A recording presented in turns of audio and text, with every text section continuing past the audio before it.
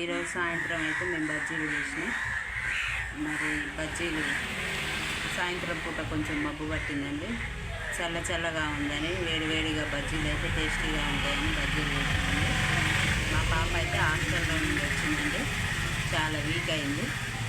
ఏదో ఒకటి స్నాక్ అనేది తినాలి కాబట్టి బజ్జీలు చేసినామండి. బజ్జీలల్లో ఆనియన్స్ ఇలా కట్ చేసి ఇలా పెట్టుకొని తింటే చాలా టేస్టీగా ఉంటాయి. అదేవిధంగా మీరు ఈ సాయంత్రం పూట ఏం తిన్నారో స్నాక్ కామెంట్ బాక్స్లో కామెంట్ చేయండి. మరి బజ్జీలు చేయడానికి చాలా సులువు అండి. మిర్చి ఒకటి, మరియు పిండి,